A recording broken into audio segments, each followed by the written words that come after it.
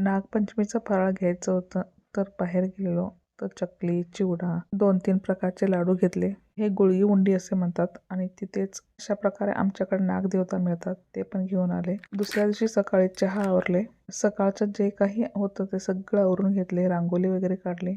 आज श्रावणचा पहिला सोमवार आणि नागदेवता दोन्ही एकदाच आलेले. घरी नागदेवताचा पूजा करून घेतले आणि जवळच शिव मंदिर आहे तिथं पण जाऊन धूप, उदबत्ती, कापूर लावून दर्शन करून घेतले. आज सोमवारचा उपवास आणि नागदेवताचा उपवास होता म्हणून फक्त 2 कप चहा पिऊन उपवास केले आणि संध्याकाळी आमच्याकडे अशा प्रकारे नागदेवताला दूध अभिषेक करून घेतो.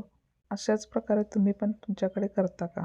घरामध्ये शेंगदाण्याची चक्की, बेसन लाडू आणि खोबऱ्याचे लाडू बनवून घेतलेले.